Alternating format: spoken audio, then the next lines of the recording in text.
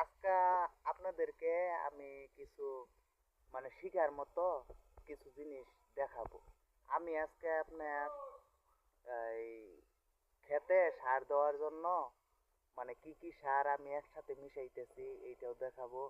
আর আপনার মানুষ শিক্ষিত হলে আপনার কি হয়, আপনার যদি তার বিবেক বুদ্ধি না খাটিয়ে কাজ করতে পারে। আর আপনার একটা কথা আছে, মানে আমাকে একজন শিক্ষিত মা দাও, আমি শিক্ষিত জাতি উপহার দিব। আমি বলতে চাই, একজন শিক্ষিত কৃষক দাও, আমি ভালো ফসল উপহার দিব। ভাই এই যে এখন দেখেন আমি সারগুলা বস্তা থেকে মিশাইতেছি, আপনি দেখেন কিভাবে মিশাই।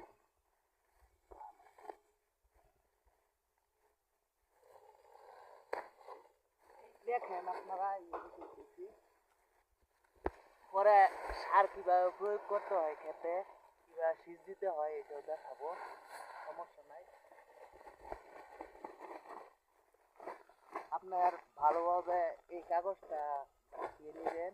আর এই কাগজটা আমি মনে করি ভিতরের কাগজটা বাড়িতে নেওয়া ঠিক না, কারণ বাড়িতে অনেক শিশু ছেলে বাচ্চারা আছে, ওরা এই পাইলে এই কাগজ চাটবো, চাটলে আপনার বিষের প্রতিক্রিয়া তো বুঝেনি।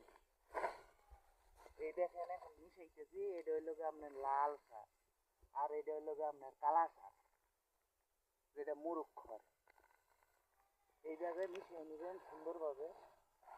দেখেন আমি মিশাইতেছি ভরপুর। এই দেখেন আমি মিশাইতেছি, এই দেখেন সুন্দরভাবে এই যে মিশিয়ে নেবেন। এই দেখেন আমি মিশাইতেছি,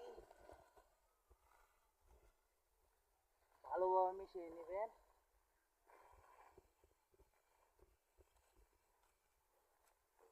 এই দেখেন মিশানো প্রায় শেষ,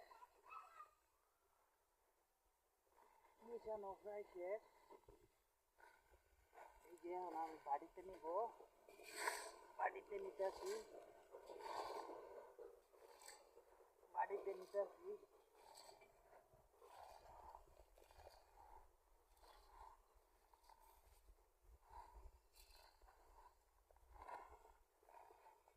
এই যে প্রায় শেষ তুলা।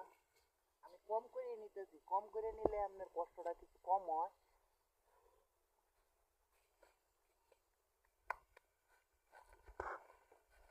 তখনটা ভালো মতো ভিঙ্গা নেই, তখন তো মাঝে মধ্যে ক্ষয়ে যায়।